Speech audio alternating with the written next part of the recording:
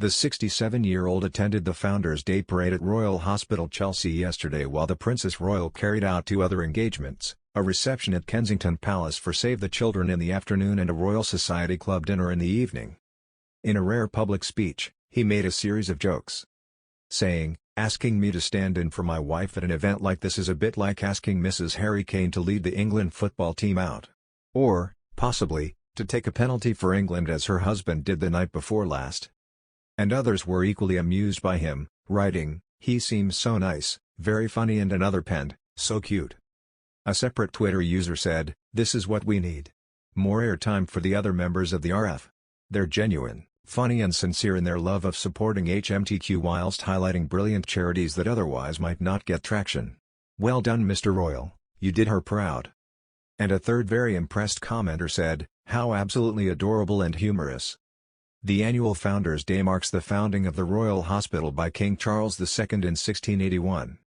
The famous London hospital is home to 300 military veterans who have served their country in some of the most dangerous conflicts in the world. It is usually watched by hundreds lining the streets.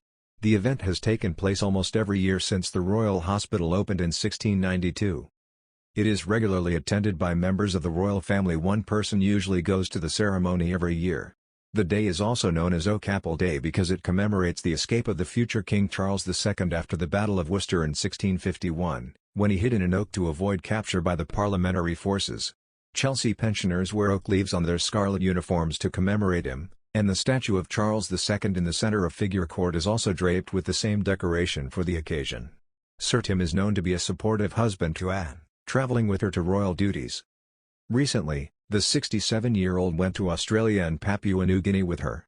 His devotion to her work was rewarded by the Queen because he was allowed to stand on the Platinum Jubilee balcony with his wife and the rest of the royal family even though he is not a working member.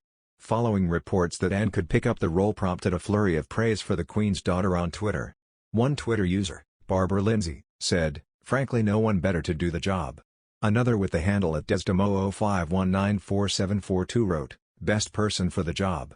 A third, Jeanette 1958, commented, "Princess Anne is a great choice and will really give the Royal Marines the support they deserve." Another, at PatriciaMer14, gushed, "And what an excellent replacement she would be. I'm sure RMs will be overjoyed." A fifth Twitter user, at BreakmanRD, added, "As it should be. Princess Anne is the perfect choice." Another person, Eileen Kontravitz, wrote, "He dropped out, so why shouldn't someone pick up the slack? Good for the princess for stepping up." One more, Gillian J. Dubois, said, "What does he expect? He doesn't want to be part of the royal family." However, other Twitter users rushed to defend the Duke. One with the handle at Wolfire Reborn insisted, "Nobody can fill Harry's shoes where the Marines are concerned. He still remains their Captain General Royal Marines." Anne is set to be announced as Captain General of the Royal Marines in August, according to the Daily Star.